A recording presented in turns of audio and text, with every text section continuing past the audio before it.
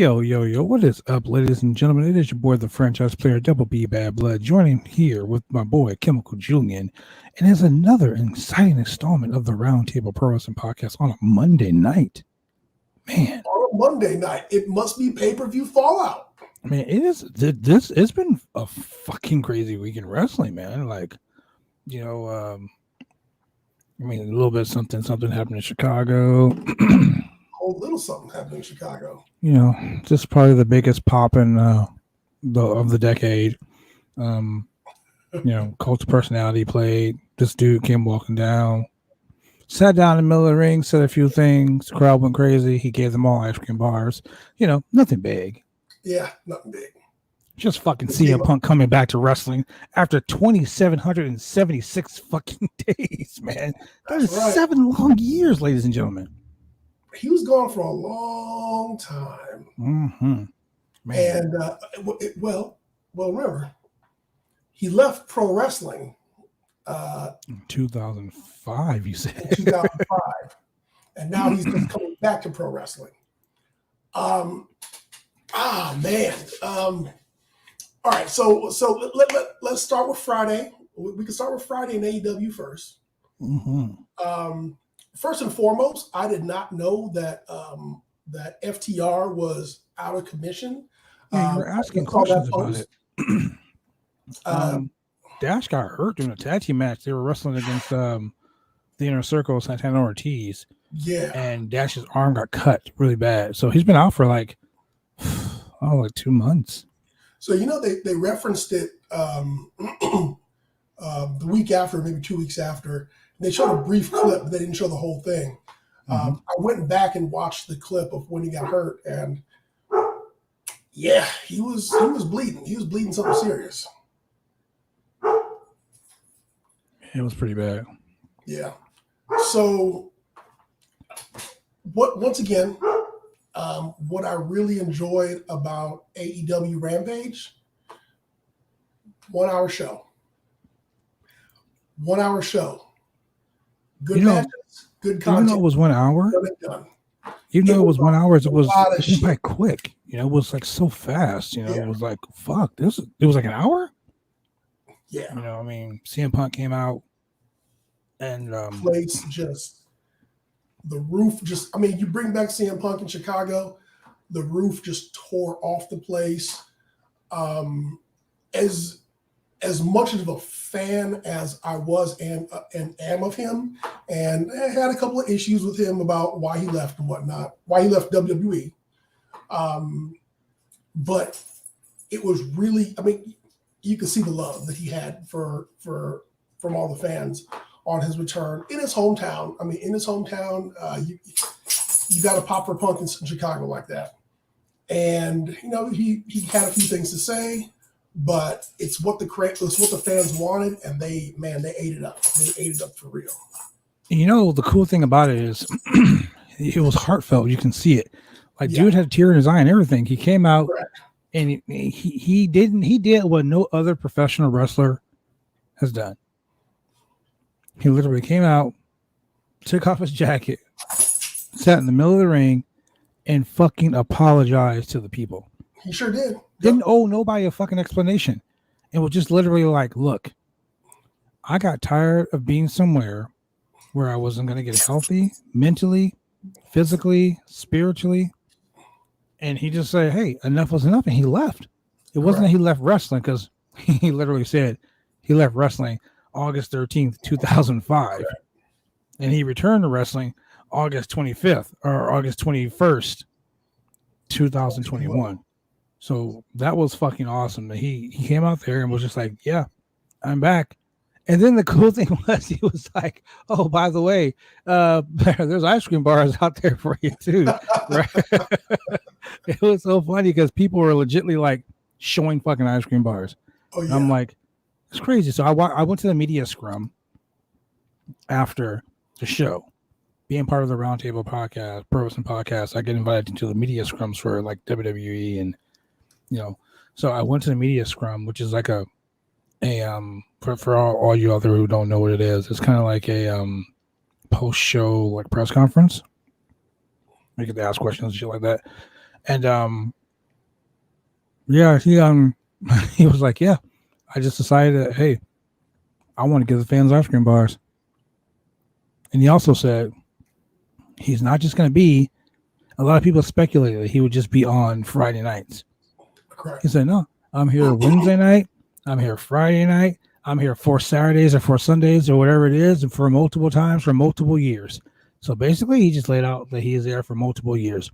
He also said, I'm not going to be one of those guys that just comes back for, a one-shot deal. I'm here every week. So, I mean, man, wrestling just got crazy this week. I mean, not only did they get crazy with that, but Summerslam. Let me stop real quick before I go any further. I have to say, shout out to my girl, Real Faithy J, the WWE's newest signee. She went to the Vegas tryouts. Oh yeah, got scooped up real quick. She is so talented in the ring, out of the ring. She's a martial artist. She teaches boxing. She's a music artist. I mean, we've debuted her hit song "Baby You" on this podcast. One of the highest rated podcasts that we listened to. We had, because everyone loves her. She's so down to earth. She's so mellow. She's so nice, and she's so centered.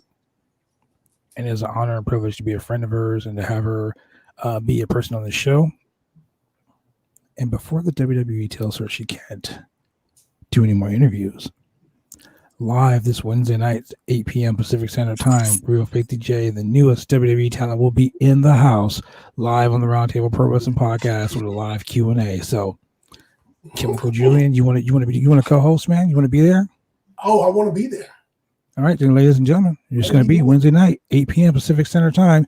Your girl, Real Faithy J, the newest WWE signee, formerly of Wild Superstars. She will be in the house. Q&A. She said, don't sing it, bring it. That girl has so much talent, man. It's crazy ridiculous. I'm so proud of her. Can't wait to see her on Wednesday. So yeah. Going towards Raw. I mean, going towards SummerSlam. We did a prediction show. And I will say, how'd you come out? Okay, well, let's go over the show. All right, so yeah, I'll tell you that out of all my predictions, I had 2 wrong. I had Jinder Mahal winning just because I'm a Jinder Mahal fan, and then we had the travesty, but we'll talk about that in a second. So like I was saying before, the camera started rolling, the good, the bad, and the ugly. The good part, Bobby Lashley defeating Goldberg and choking out Goldberg Jr. That's always good. Wait. Before you go any further with that, the botch of the night. Bobby Lashley is getting pounded by Goldberg. I'm like, what in the fuck is going on? Goldberg is tossing this dude like a salad, like he's a salad at Olive Garden, just tossed all around. Oh man! And then when Goldberg's about to hit the spear, MVP hits him with the fucking cane, and then 2 minutes later he sells it. He hits him, whack. I was like, oh my god! He sold the spot. I'm like, what the fuck? Oh man! It was. I can't say anything nice about it. At least he didn't come in his PE shorts. That it takes a long time for the signal to travel to his brain. Right. Yeah, but then all of a sudden he's just tragically just like crippled. And he just looked at it like, what's going on here? Yeah, I feel like I'm tragic. Fucking Goldberg, man. Oh man. But the worst part about that whole thing, the best part was when he choked out Goldberg's son. That was great. Because I would have did the same thing. The worst part is that now we have to watch this match again in fucking Saudi Arabia. Yeah. Where Goldberg's probably gonna win the title. Hey, you know what I did like though? So the way that he choked out his son is he put him in the Hurt Lock. In the Hurt Lock. I was about to call it the full nails. He put him in the Hurt Lock, but he had his legs bent like underneath him, Right. which looked like a good variation. I was like, man, you should keep that. It was killing that kid. It was crazy. Oh It yeah, was he had funny. like bending him forward and him. I was like, hey, you should really keep that in the future, especially if someone's taller. It would be almost like a standing camel clutch. Yeah. So that was a good part. I enjoyed that. I enjoyed watching, of course, Roman Reigns beating John Cena. It was a I gotta admit, match. It was a good match.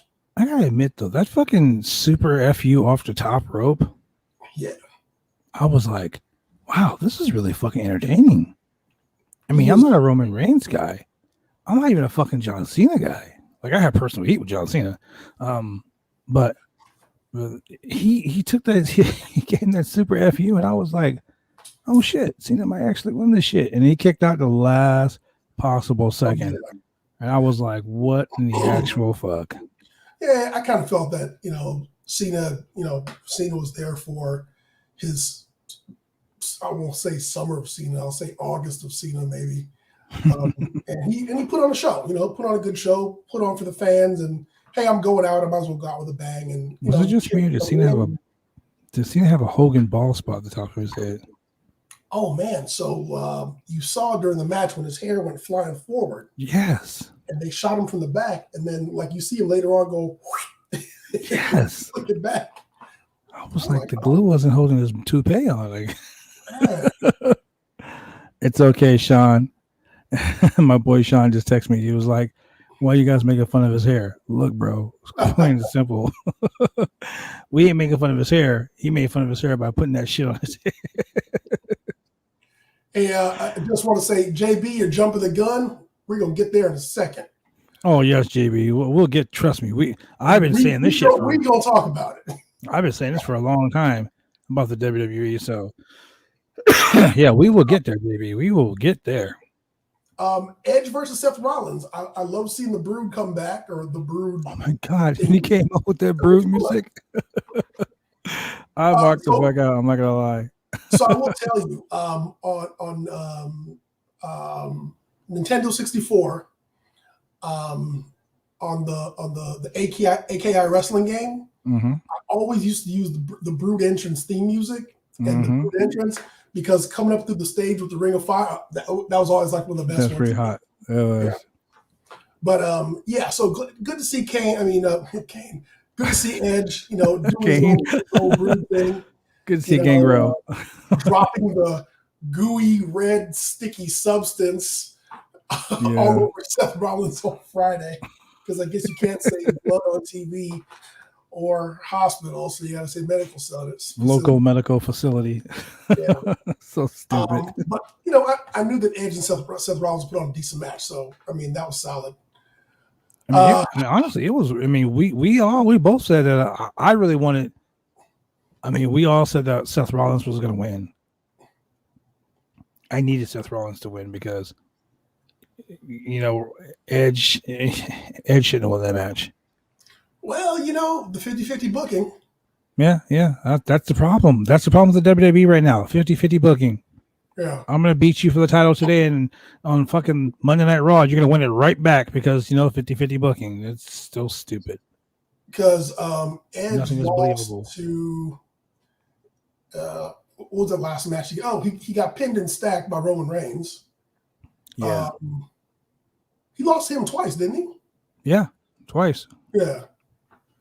And then he had also lost, what was that, the world's greatest wrestling match or some shit like that?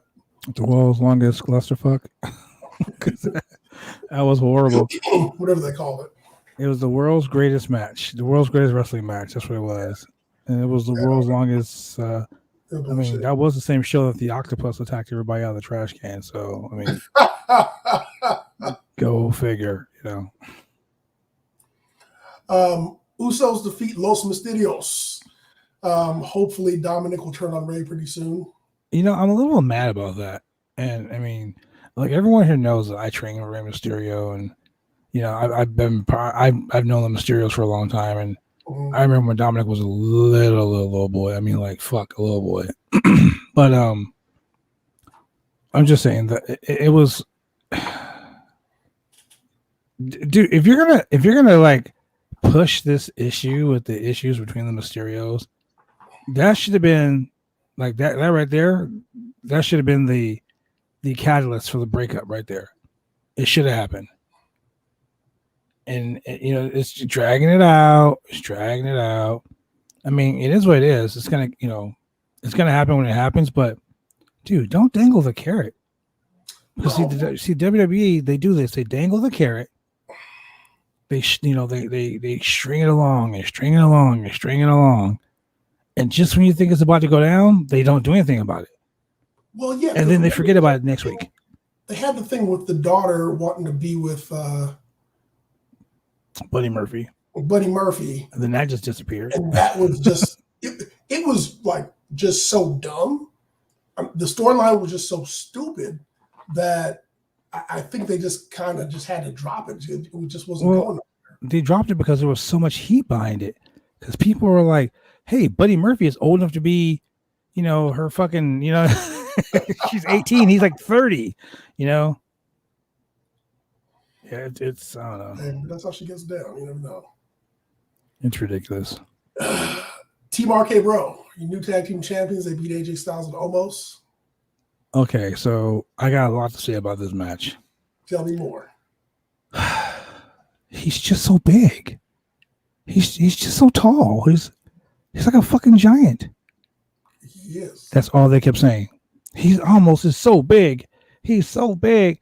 And I'm thinking to myself, dude, like, okay, he's big. We get it. And he's a horrible wrestler. You know, his gimmick is he grabs you, he throws you around, he picks you up, he chokeslams you, and that's it. I mean, everyone said the Big Show. I mean, you know, whatever. Well, but at least he doesn't give you a claw or overhand chop. Right? Yeah, that would have been. Oh my god! Speaking of chops, oh my god. Either dragging off and fucking. I'll get to that. I'll get to that shit. Wow. Anyway. The fact that they lost the tag team belts, AJ's the man. Yeah. AJ carried that match. AJ is the fucking man. That match. I mean, all their matches with him, but I'm just saying, AJ's like, been carried almost. AJ is the fucking workhorse, man. AJ is the. He really, you know, the whole. He is phenomenal. It is true. AJ Styles is fucking phenomenal. And ladies and gentlemen, if you don't believe it, open your eyes because AJ Styles is the fucking GOAT. He may be a weirdo and thinks that the world is square. He may be a weirdo and think that the world is square, but it's all right. It's all right. New tag team champions. We all called it. Yeah. You know, but I'm not digging the RK Bro gimmick. Like I just can't. I don't know if it's because I don't like Riddle. You know? I mean, I just don't like Riddle.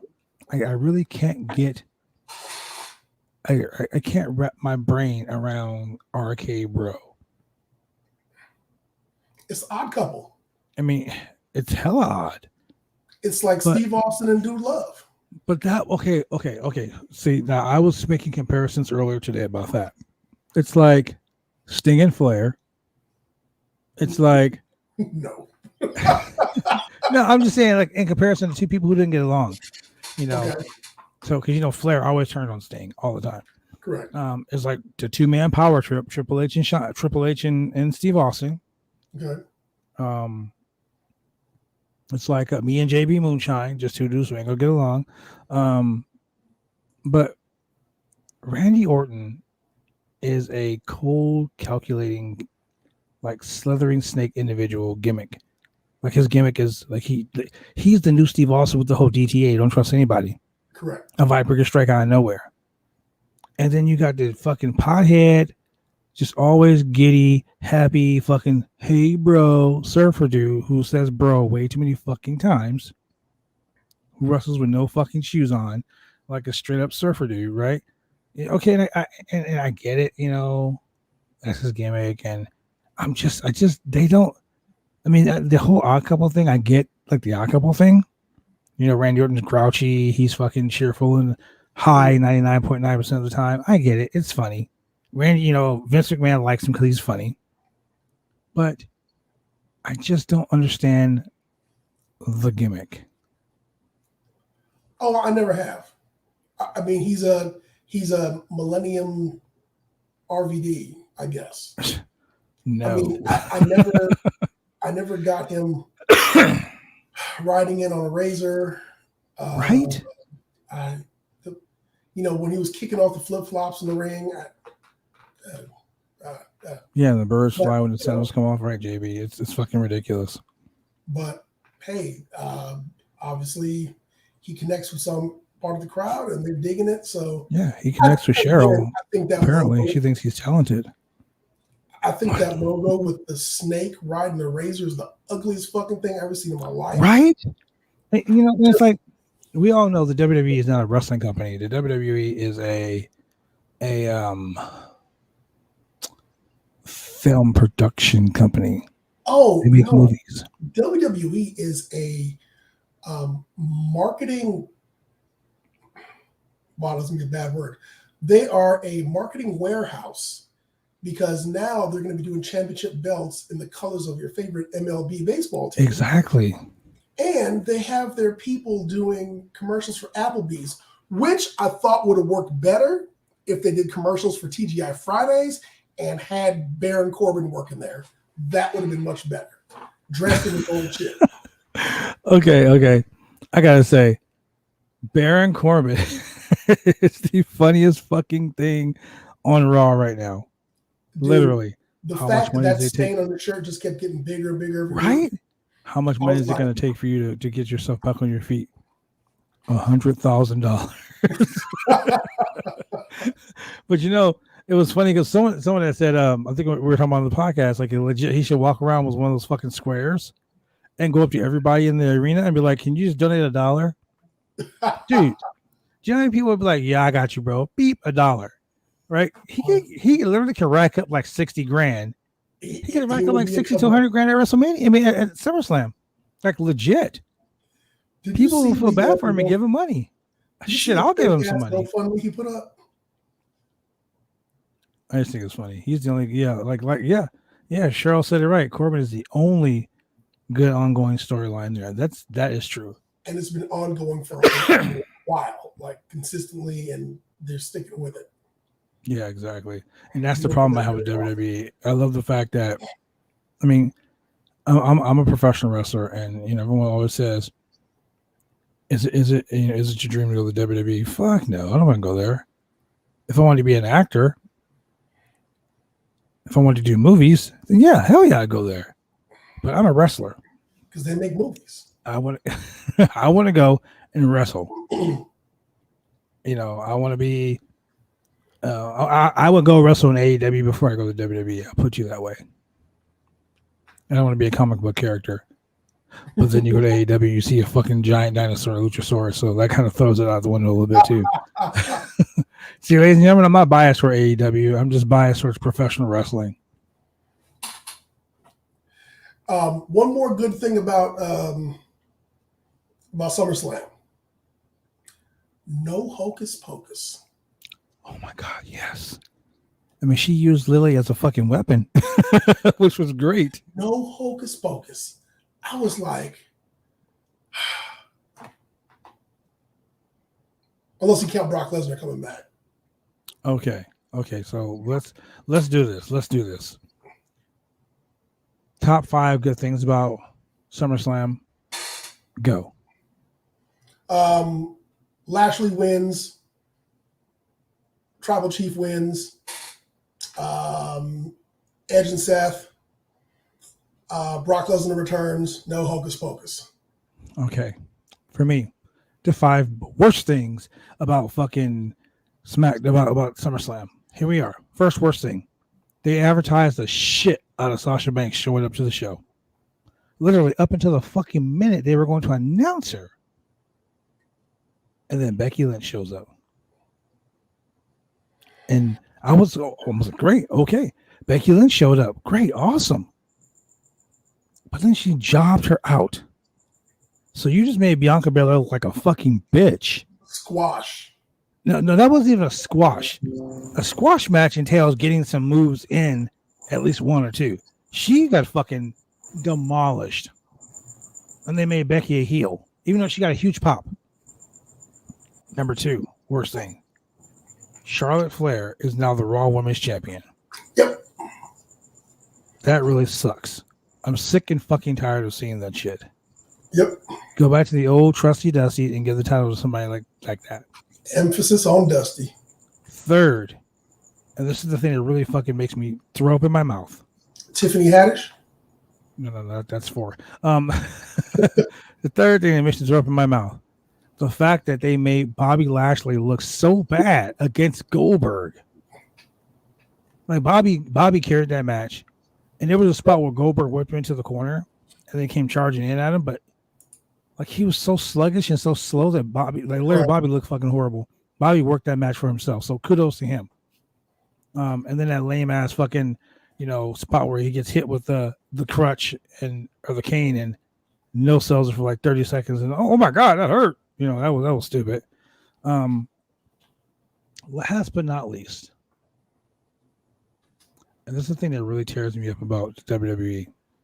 Vince only pulled these rabbits out of a hat because of the CM Punk debut on AEW.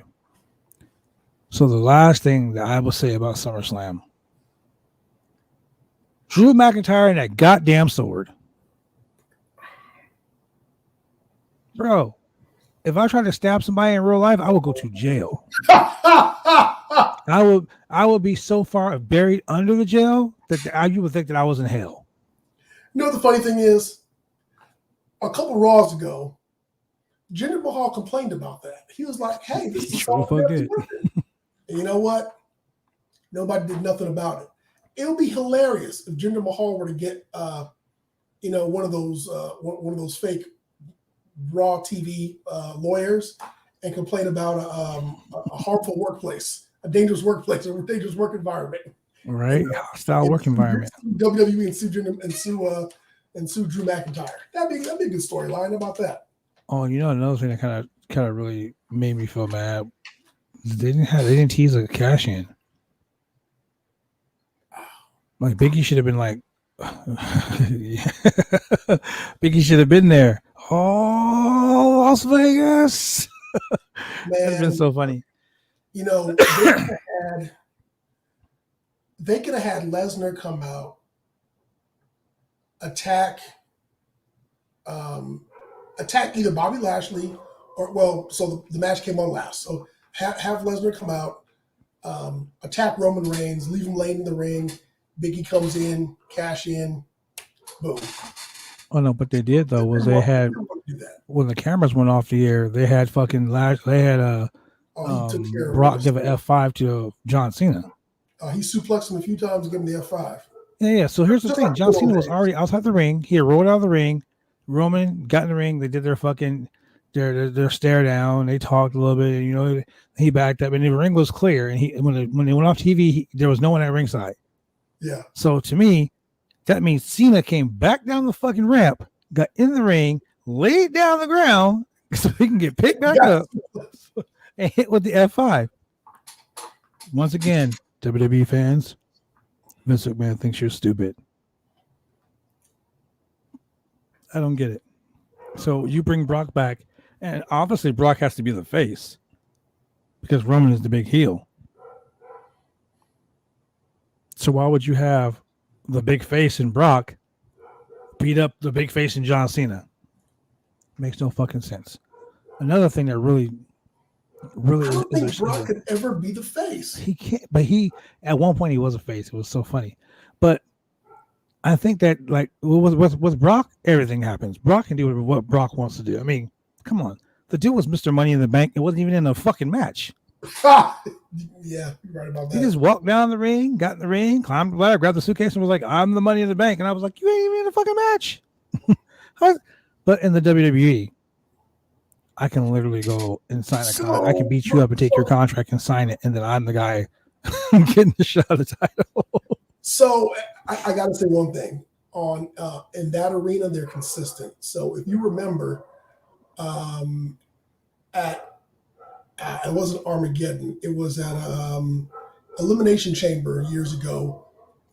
Edge lost the title in the opening match, and then he attacked. Was it Kofi? Yep. During that match for the other championship, took him out, took his place in the Elimination Chamber. No, it was the Money in the Bank, and became champion that night. No, that was the Money in the Bank when he did that.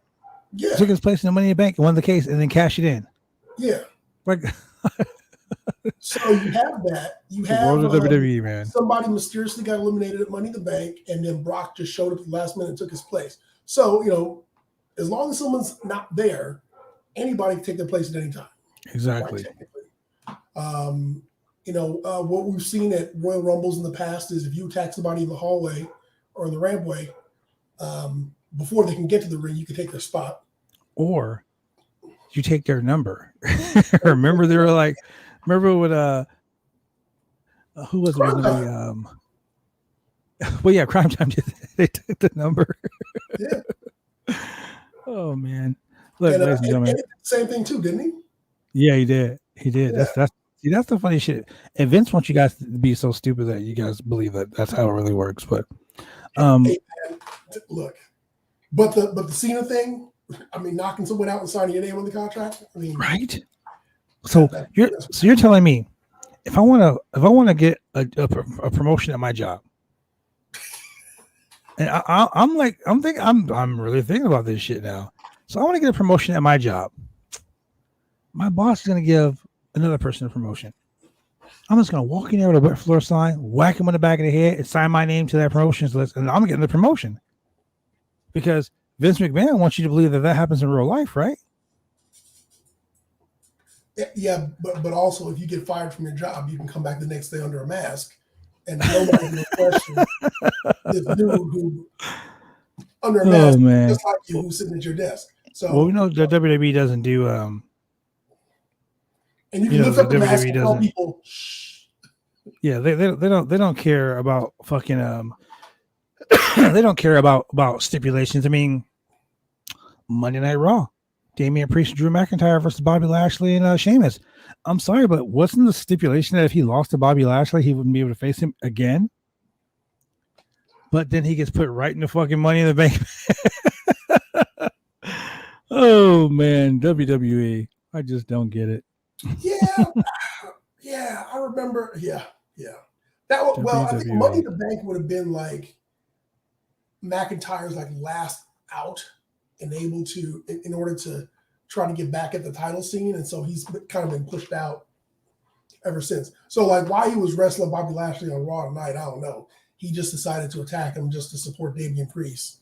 It wasn't like it was like, well, I wasn't fighting Bobby Lashley. I was fighting Lashley, Sheamus.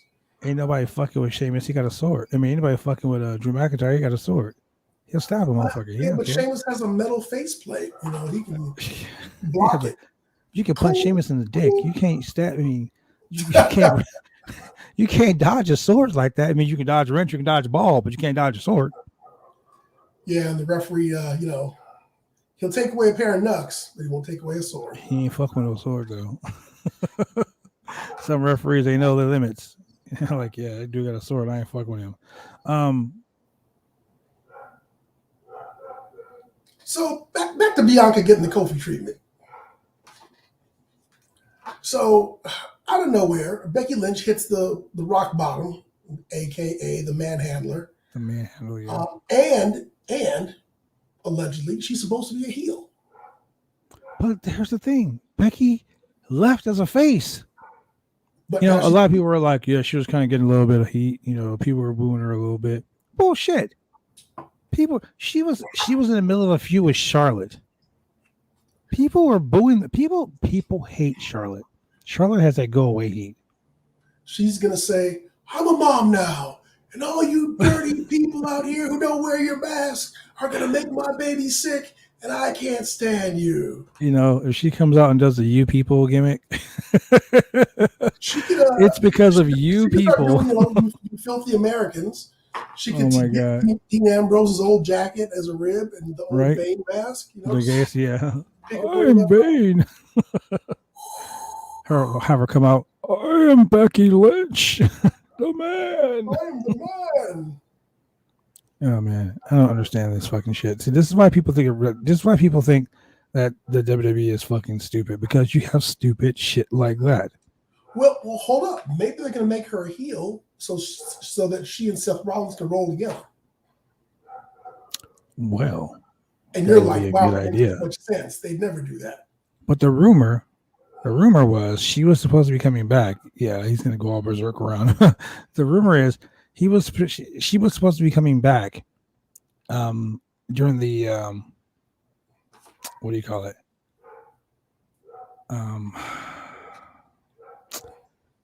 I want to say the not the brand split, but the Raw the draft. The draft. Their new little fucking draft that they do right before Survivor Series.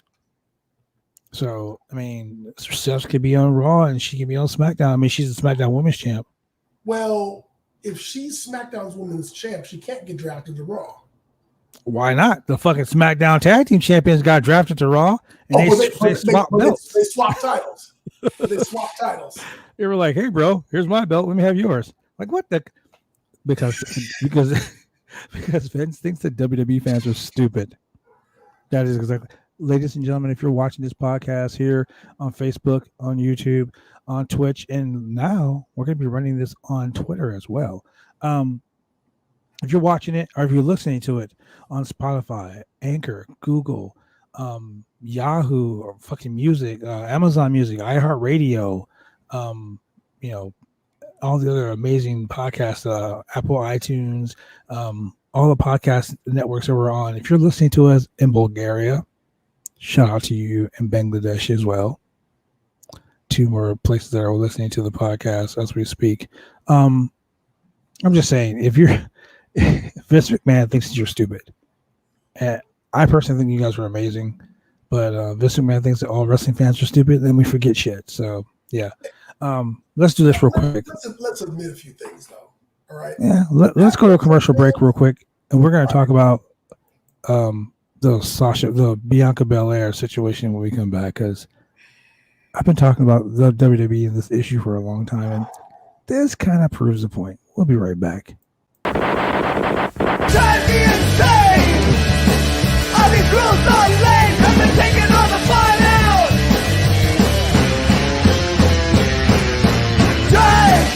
Drive me insane! All these rules are lame, have been taking all the fun out!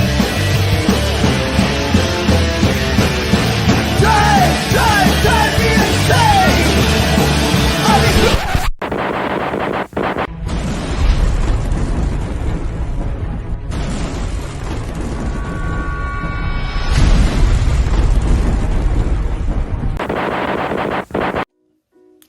When you want to get your hair cut, you go get your hair cut right. You head down to Big D's Barbershop. Big D's Barbershop, Vancouver, Washington's best and brightest. 1019 Main Street, Vancouver, Washington, where you can go get your hair lined up, cuts, fades, shampoos, conditions, and all the great things that go with supporting a local barbershop in a local business area. You can also reach them online at www.bigdsbarbershop.com. Go get your haircut right.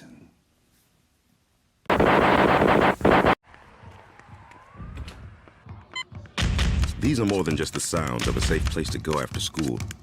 These are the sounds of interest being ignited and of mentors making an impact. At Boys and Girls Clubs, we don't do just one thing. We do whatever it takes to meet the needs of every kid who comes through those doors. Because whatever it takes is what it takes to build great futures. Great futures start here.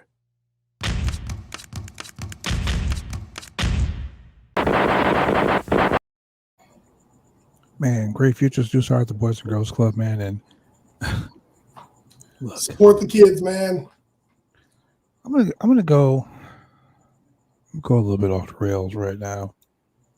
I mean, that's pretty usual here on the Roundtable. We go off the rails quite frequently.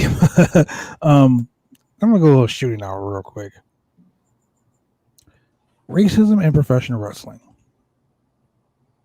It runs rampant.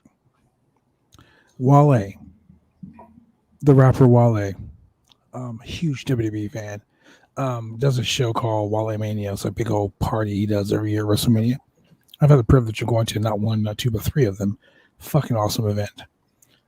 Wale was on a Wrestle Talk show with Sam Roberts. Sam Roberts is a commentator. He does the pre-show for the WWE sometimes. And Wale called him out because Sam Roberts said so many negative things about Bianca Belair. How she's untalented and she's, she looks like she's from the hood. And Wale let him have it. Wale let him fucking have it, man. Was he saying it as a heel commentator, or was he saying it like just? Well, I mean, I guess Wale took it as him being a racist. And he confronted him on the show, like during the Quizomania. He was like, "So, tell us about this Bianca issue." And then he would be like, "Well, we don't need to talk about that." No, let's talk about that. And a fan put a super chat in, which is like a comment or a question, and he just fucking was rattled, man. It was ridiculous. It was crazy. But for all the years in professional wrestling, we've talked about how Vince McMahon doesn't. The Intercontinental Championship was known as the workhorse title. Correct. That was the belt that you got if you were the guy who were going to bust your ass in making me like The Miz. Everyone thinks The Miz is always a chicken shit heel. The Miz is probably one of the greatest Intercontinental champions there ever was. He took that belt. And it also technically is your second in line to the heavy. You're like the number one contender to the heavyweight championship. Exactly. Well, I mean, that's the way it used to be. That's the way it used to be. Now the Intercontinental title is a joke. They gave it to Shinsuke Nakamura. And like he came out at the fucking pay-per-view and he just danced. Like, what the fuck? You're the champion. You have no match. You just came out and danced. Ridiculous. But the point I'm trying to make about the Intercontinental title is in the African American community, that was known as the black man's world title. Because Vince would never give the world championship to a man of color. It was Hulk Hogan. It was Triple H. It was, Ric Flair. It was, Steve Austin. It was, all these other people who weren't of color. And when The Rock became champion, everyone was like, "Oh, a man of color. Oh no, The Rock's Samoan. It doesn't count." Like, what? The fuck you mean it doesn't count? Polynesian people are people of color too. Yeah. But that didn't count. So the fact that they made Bobby Lashley the WWE champion, okay, I can get behind that. But then you put him in matches with people like Bobby Lashley against Goldberg or against Damian Priest or against Drew McIntyre or Brock Lesnar. These are all guys that, are not men of color. So I'm not going to be here like, bashing on people because they don't like men of color or women of color. But Sam Roberts made a point to drill home the fact that Bianca Belair was not in the league of Charlotte Flair. She was not in the league of Bayley, and she definitely is not in the league of Becky Lynch. So Wale asked him, what do you mean by that? Because she's hella talented. I mean, she won the fucking Rumble. She won the women's championship. So obviously, she's a very talented woman. And don't get me wrong, ladies and gentlemen, I'm not a Bianca Belair. Like, I wasn't a Bianca Belair fan until that promo she did at NXT. I became a fan when she was like, and I done beat you so many times, it doesn't even matter. And then she looked over at Charlotte and she goes, and you don't even go here. That was it for me. I was like, yep, that was heat right there. But the point I'm making is the WWE doesn't handle black athletes very well. I mean, case in point, you got what's this fucking guy, R-Truth. Ladies and gentlemen, we don't all shake our ass and rap and dance. We don't all do that shit. Shelton Benjamin didn't do that shit. You know, Shelton Benjamin was a fucking nationally ranked wrestler. He didn't do that shit. Shad Gaspard and JTG. Neither one of those dudes are games. But Vince thought, yo, let's grab a 40. You know, he made them thugs. But, you know, you got to remember also when Ron Killings left WWE and went to TNA, he wasn't doing all that stuff. He won the NWA fucking world title. It's crazy. But then you bring in legends like fucking Tony Atlas. Yeah. What do? You dress up like some fucking Shaka Zulu warrior, fucking Saba Simba. Ron Simmons, a fucking football legend. Yep. You have him come out dressed as a Roman fucking gladiator named Farouk Assad. Yep. You know, and then you bunch him with a bunch of other guys and you call them the Nation of Domination because you figure all black people are militant, so you put them in a militant group. But I'll tell you what, though, they took that gimmick and ran with it. You did. You make the Godfather, you make him a pimp. Well, then again, he does own a strip club in Vegas, so I guess that's that. The apple didn't fall too far from the gimmick tree on that one. Fuck, it's a forbidden apple, I guess. Yeah. The point I'm trying to make is not all black wrestlers, men or women, or men on a mission. Yeah. Shout out to my boy Bobby Horn, Sermo. You know, I mean, it's just, I don't know, man. I don't like the fact that that's a stereotype that, you know, like all Mexicans. Not all Mexicans lie, cheat, and steal. You know, but you made them. Not all Mexicans drive low riders. You know, like you made them drive around and speak like they fucking from the USA. You know, not all Mexicans talk like that. Yeah.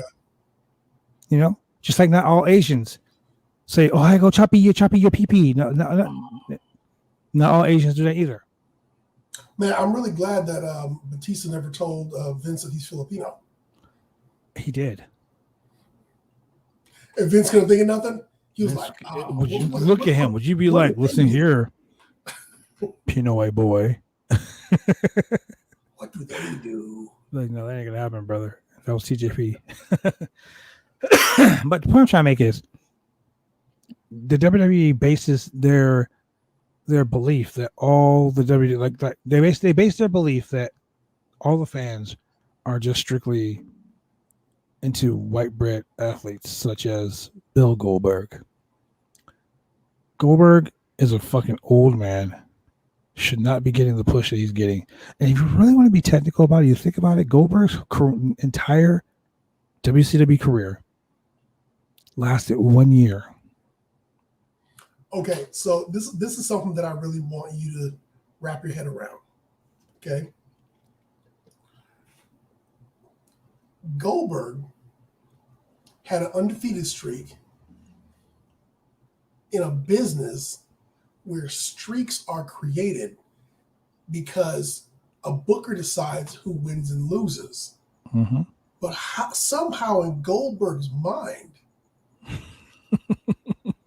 he has decided that in this 1 year-ish buildup of him in WCW, that he essentially started living the gimmick.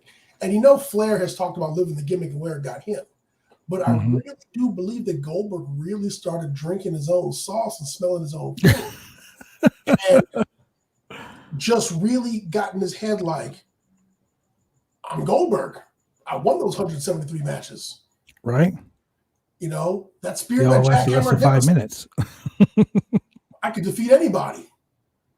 You know, and so, but however, he's not being in the realm of wrestling. He's being paid commensurately. So you're not necessarily telling him that he's wrong. However, I mean, there have been some people like Chris Jericho who were like, dude, you know what? No, that's not how it goes around here. And so That's true. And so the fans are the ones who ultimately decide, like, well, not ultimately, because that's Vince McMahon who ultimately decides who comes and goes. But if you watch the match of Goldberg versus Lashley, they were booing the shit out of Goldberg. Because no one wants him fucking there. They were cheering Lashley every time he fucking hit him, every time he stuck him. They were like, yeah, like, get this motherfucker out of here. See, that's what I was getting. That was the point I was getting across. Like, the WWE wants to push Goldberg down your throat. It's Goldberg. Yeah. Bobby Lashley. Okay, so the WWE really doesn't know how to push the right product. Because you have Bobby Lashley, MVP, Shelton Benjamin, and Cedric Alexander. The Hurt Business. Man. That right there was the new Four Horsemen. Yep. People were so hated that people just start fucking liking them. Yep. They were so over. Why they Vince was like, oh, I don't know. These guys are getting cheered. No, listen here, pal. We can't have this. The fans want it. We can't give them this. That on his Instagram account about how he disagreed. He didn't go in depth. He did not go in depth because those paychecks are still coming in. Mm-hmm. But yeah, he did not agree with that decision. It was dumb. And the reason why it's so dumb is because Shelton Benjamin is a fucking hoss. That dude would be your Arn Anderson if you and more in any situation. He would be your Tully Blanchard. That dude can work his ass off, and I've been nothing but a huge fan of him. Like, always popped when he came back, and like would go around looking for him. Like shit, is he in New Japan? Like, where is he?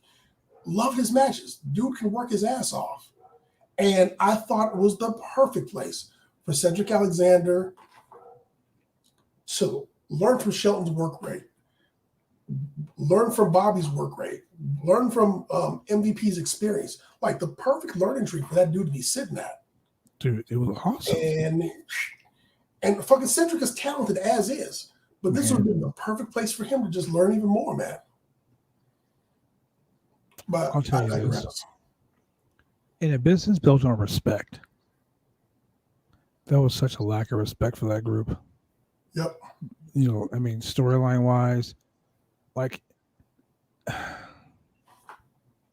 the difference between WWE's product and AEW's product are simple. Vince McMahon doesn't give a fuck what the fans think. He doesn't give a fuck what they want. He doesn't care. You guys are irrelevant to him. Tony Khan, on the other hand, is like, hey, man, we're going to go to Chicago. These people want CM Punk. I'm going to give them CM Punk. These people want us to work with New Japan. They want us to work with AAA. They want us to work with all these other companies because they want to give fans what they want. Like, to me, honestly, AEW is the dream matchmaker company. And I say that because now I get to see CM Punk versus Okada. Mm-hmm. I get to see, like CM Punk said it during the media scrum. Dude, like, people were saying, well, you should go into the G1. Like, think about it. Kenta versus CM Punk. You finally get that match. CM Punk versus Darby Allin. Yep. CM Punk versus Jungle Boy. CM Punk versus Hangman Page. CM Punk and Hangman Page versus the Young Bucks. Yep. Or CM Punk and Daniel Bryan versus the Young Bucks. Or the match that I want to see. And this is the match that I've been, like, ever since they signed CM Punk, I've been like, this fucking match has got to happen. CM Punk, Aleister Black. Or Malachi Black. Two proficient strikers. Bro. Yep. Dream matches. The WWE, Bill Goldberg versus Lashley. The Miz and John Morrison versus Damian Priest. For the 220,000th time, Alexa Bliss versus Eva Marie. And the doll. I mean, it happened. It happened. And the doll. Charlotte Flair winning another women's championship by beating Nikki Ash, and another up-and-coming star, Rhea Ripley. Yeah. Instead of elevating your younger talent, you're burying and squashing them. Goldberg, going back to Goldberg. Goldberg demanded 2 matches a year for 5 years. So he does 2 matches a year. But he also demanded creative control for all of his matches. He decided he wanted to go over Bray Wyatt for the Universal title in Saudi Arabia. So you kill a gimmick that has been being built for years. It started being built in NXT. You kill a gimmick to put a title on fucking Goldberg. I have a question for you. Shoot. Why do you need Goldberg? Why? Yeah, but please explain to me how much of an attraction Goldberg is over any other talent that you have that you couldn't put on a better match and not kill these other gimmicks or kill these other careers. You know why? Because Goldberg went 75-0 in WCW. Because Goldberg built a following back in 1997.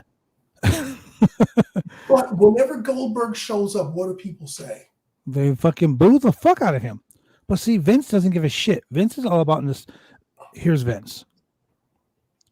AJ Styles. He's small. No, I wouldn't do that with him. Nah. You know what? In 1984, I had this young, strapping young man with blonde hair and a golden tan. He was 6'8" and 300 pounds of muscle. Yeah, that's what I need. That's what the fucking WWE needs. We need big guys that can do a leg drop and a big boot, and they can fucking shake their fist and their finger in your face and body slam you. That's what we need. That's what the fans want.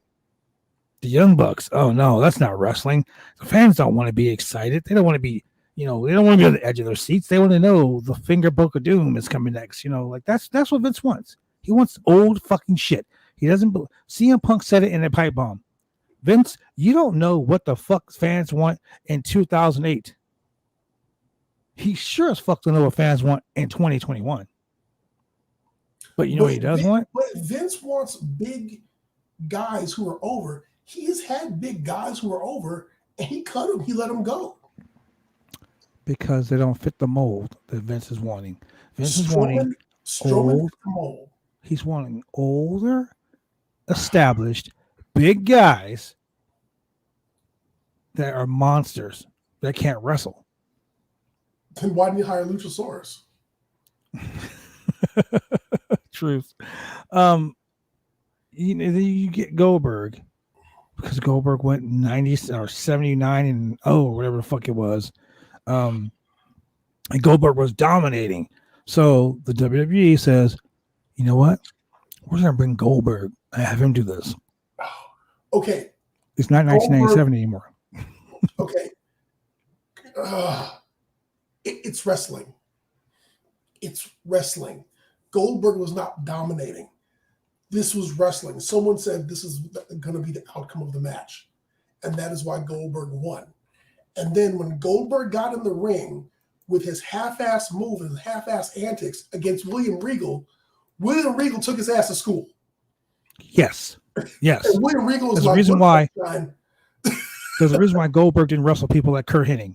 There's a reason why Goldberg got mad. Like, whoa, why are you doing this to me? And William Regal was like, fuck that, not today. Right? Fucking not today. He got so pissed when he had to wrestle Bret Hart. Oh, yeah. He was like, I don't, and Hogan too. Hogan was like, I don't want to fucking wrestle Bret. Yeah. Because you know why? Because those guys wrestled and they would fuck you up. Correct. And it would make you look bad. Back in the 70s, the 60s and 70s, Bruno Sammartino was a big fucking dude. Yeah. But Bruno can fucking work. Yeah. Pat Patterson was a big fucking dude, but Pat could work. Correct.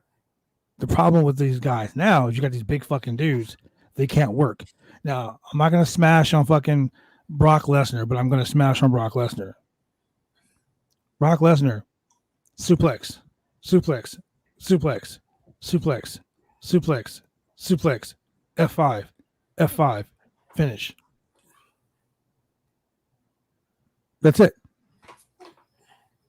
But here's the thing. I bet you Brock could do a whole lot more, but Vince is like, nah, don't do that. Yeah, but that's what I'm saying. He can do a whole lot more, but Vince is like, this is the model that I want.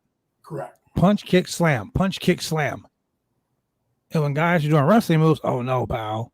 Like I remember hearing this story, and this is from the WWE producers group that I'm in. A wrestler had a wrestling match that was taped because it was during the pandemic era, and they wrestled. And Vince said the match sucked because you didn't punch, kick, and slam. You did moves that people don't want to see.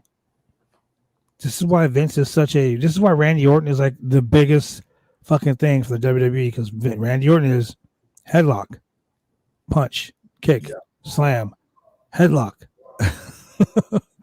You know, Randy doesn't do anything spectacular. And a signature move. Like he did that floating bro, the bro Derek. Like I was like, what? What the fuck just happened there? And it was exciting because he did something new. But you know, Vince doesn't want that. Vince doesn't want new. And when AEW came along and they were doing new shit, on the down low, Vince was like, what the fuck? You know? And then you think about NXT. I feel so bad for NXT. Because NXT was the best of all the brands. So what do you think goes through Vince's mind when he watches the NXT UK Championship match from 36 this weekend? Okay. Because let me tell you something.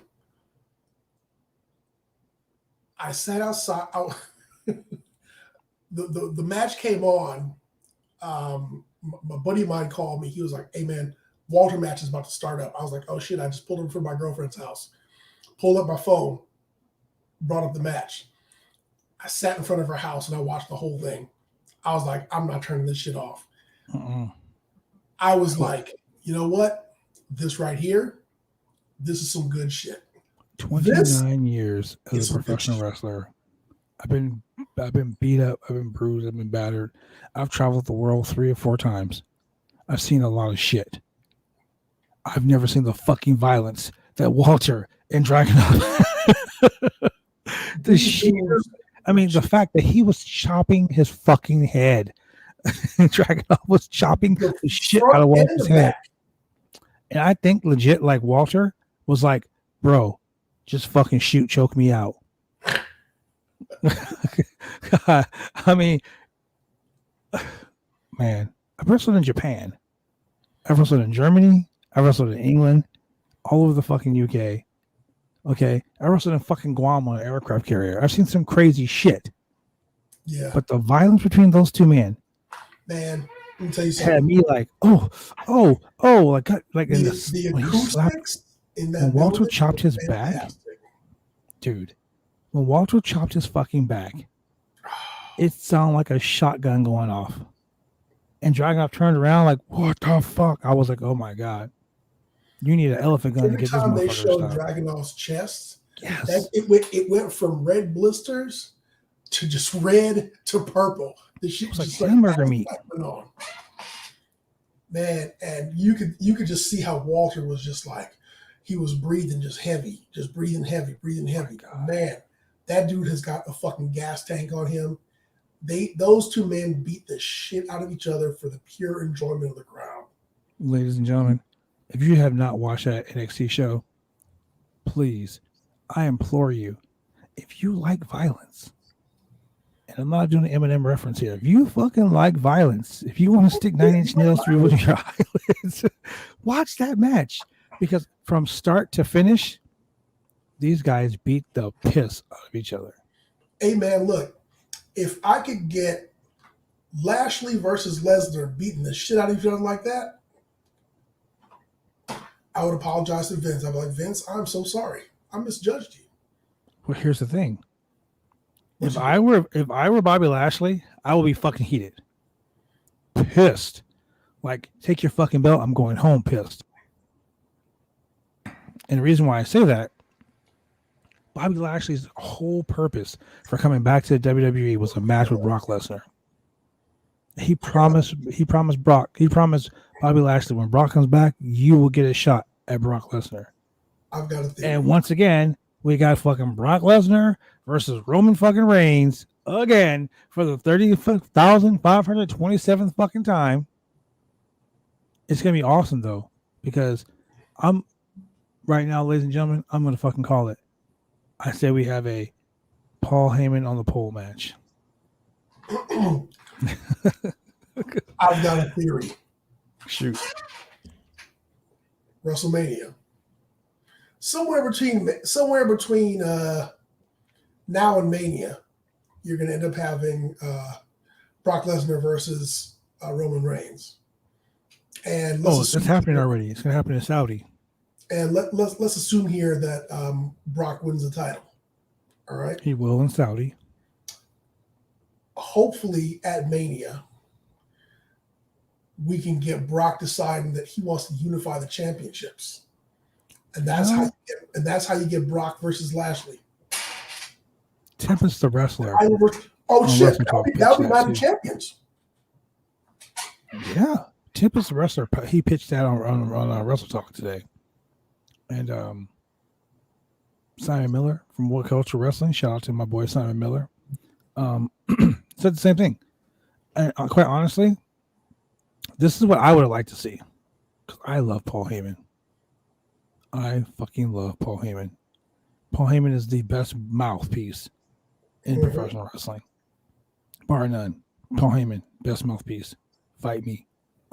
I'm telling you, best mouthpiece. Because Paul Heyman comes out, my name is Paul Heyman, and the fans just like, this motherfucker. You know, we know your name is Paul Heyman. You know, it's kind of like Jason Derulo.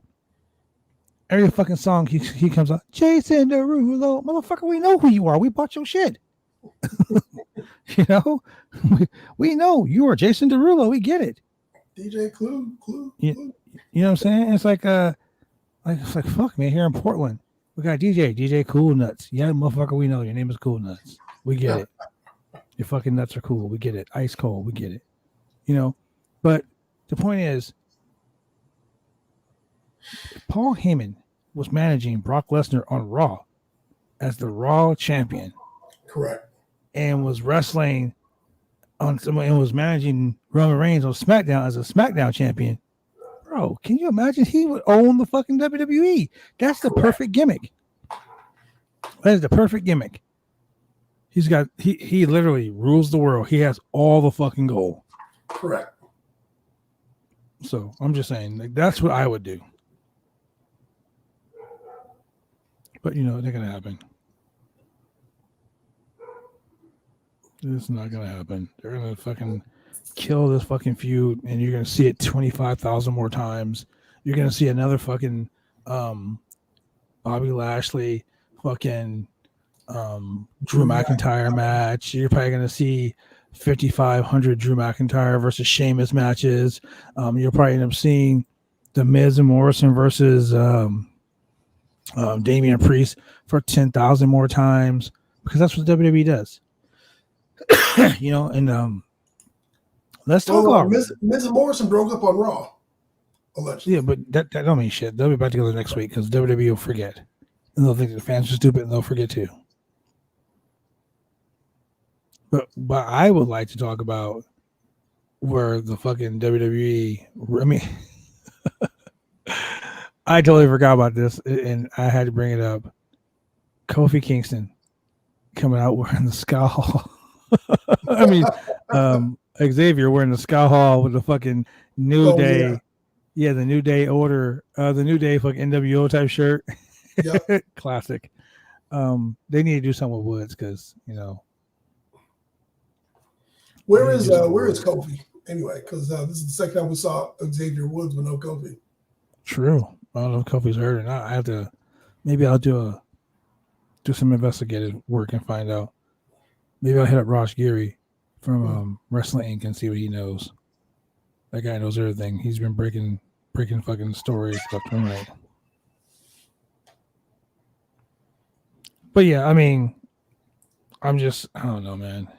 There's just so much to talk about. It's like, Jesus Christ, so much to talk about.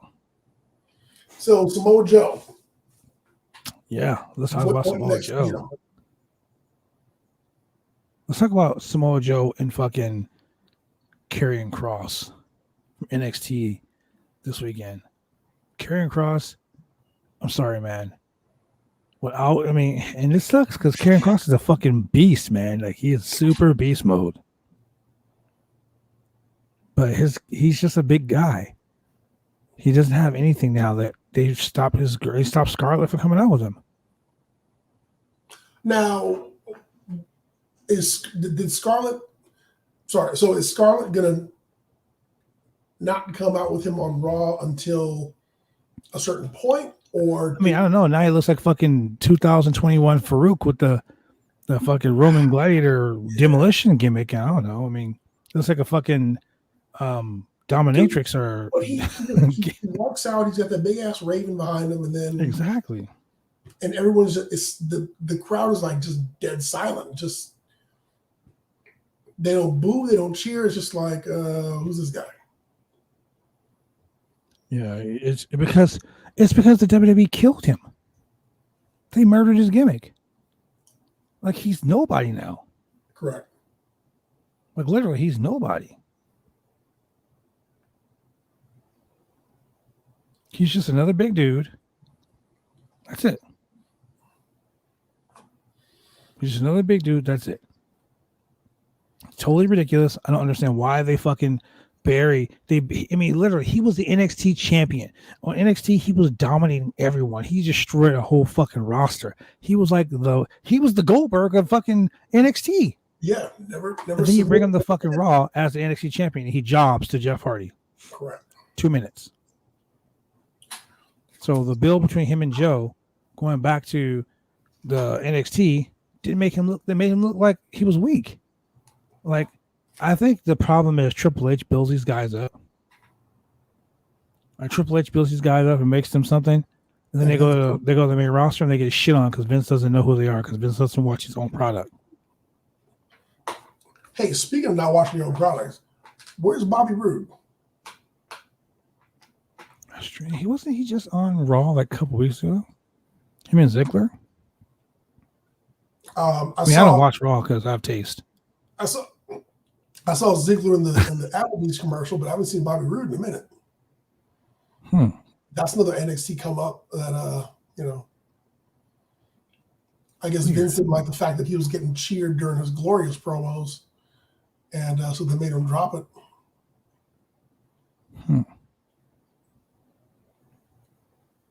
Well, once again, Mr. McMahon strikes again. He buries his own product, man. I don't understand it. I'll be glad when the WWE is sold. Maybe Nick Khan can ruin some more lives. Even on the media scrum, he was just he was like, yeah, we fucking Nick Khan did a promo, did a video and explained himself to the WWE universe. And Nick Khan just sees numbers. He's not a wrestling guy. He doesn't know shit about wrestling. Correct. He knows business. And he knows that he's got all these people in the business. He got all these people in the WWE. And like with Bray Wyatt, you get rid of Bray Wyatt. Like, are you kidding me? It's almost as bad as a fucking Mansoor versus Jinder Mahal match tonight on Raw. It's just, I don't know, man. The whole WWE product is just It's failing. It's failing. NXT is going to be dead in a week. If Adam Cole doesn't sign with AEW, if he re-signs with WWE, dude, I don't know what the fuck I would do. You got guys like Walter and Dragunov. When fucking Dragunov made his debut on NXT and he lost to fucking Remember that? the bruiserweight Pete Dunne. Pete you Dunne. know, I just don't understand. But yet people still watch it. Well, you know, Vince's whole break him down to beat him up, or to break him down to raise him up.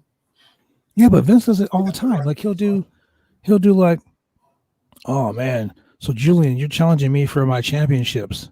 So as the champion, I should go into the strong. If you're gonna win the title for me, I should go into the strong. I shouldn't lose every fucking match leading up to our title match. But Vince does that. His champions always lose. Correct. Like that's so stupid. You're basically saying, if you beat me for the championship, but I lose every week to everybody else, who did you beat? You just beat a loser. That's all. I'm legitimately a Barry Horowitz with a belt. Correct. No offense, Barry Horowitz, if you're listening. But yeah, I mean, I just don't get it. I just don't get it. But with all that being said, it has been a really weird week for wrestling. I mean, Shayna Baszler and Nia Jax versus Nikki ASH and Rhea Ripley tonight on Raw. I don't understand that. So there was a point where I thought they were just going to have Shayna and Nia just beat the holy hell out of Nikki ASH just for the fun of it, just to kind of like, you know, beat a little hope out of her kind of thing. You know, just kind of like tear her down, like, you know, take a little joy from her, maybe like have it be like a test of faith kind of thing. But they didn't. They had Rhea Ripley pin Shayna Baszler. Let me say that again. They had Rhea Ripley pin Shayna Baszler. Once again, the WWE is going to WWE. Vince is going to Vince. I'm pretty sure he was like, "Pow, this is going to be great. We'll have that Shayna Baszler girl lose because, you know, she's not a blonde chick and she's not, you know, Charlotte Flair. She's not Mandy Rose. She's not, you know, like, well, she's a fucking wrestler. Do you we remember can't get rid of Nia Jax because she's the cousin of the Rock, but we can't do that. You remember when Shayna Baszler and Nia Jax won the women's tag team titles? And Shayna Baszler had what did she do? I want to say it was Lana or somebody. She had her, it was a fucked up move. And I remember I was like, God damn. But it looked vicious. I mean, and they had her working as a vicious heel, which totally fit her style and fit her gimmick. I was like, cool. This is where she needs to be. Yeah. I don't understand. I just don't understand the bullshit. I just don't understand. That's all I can say. Like, that's all I really can say is I just don't fucking understand. Like, I don't know if something is wrong with me, if I'm missing something, I just don't fucking understand. I just don't understand the shit, man. I'm trying so hard to get it, but I don't know. And many people are feeling the same way. You know, it's nice to have a wrestling company that I can go watch a match and be like, oh, there's a match. That's why that. Oh my God, there's a reason for that. Not, you know, let's do this. That looks kind of cool. Let's do this. Give me a fucking break, man. I don't know, but it is what it is. It is what it is. Let's do this real quick before we go any further. Next week, Wednesday. This Wednesday on the Roundtable Pro Wrestling Podcast, we have the great pleasure of interviewing a friend of the channel. She just got signed to the WWE. She definitely is going to be an NXT superstar. I'm talking about the one, the only, Real Faithy J. Music artist, MMA, boxing, professional wrestling. She's beautiful, model looks, very intelligent. She's funny, outgoing, and most of all, she is very positive. She always has a positive mental attitude. She is a great person. I truly appreciate her. And Real Faithy J will be on his show in 2 days, Wednesday night, 8 p.m. Pacific Standard Time, live here on the Roundtable Pro Wrestling Podcast. Man, it's going to be off the hook. You can ask her questions about if you're a wrestler or an aspiring wrestler, ask her about the WWE tryout. She was telling me she's sore. She was really sore after the tryout. I mean, man, it's devastating. Ask her about the tryout. Ask her what it takes to be a professional wrestler. I mean, she was on Wild Superstars, so she's television trained. And she has a great personality. And if you follow her on TikTok, if you follow her on Instagram, she's funny as hell. Trust me, you will love it.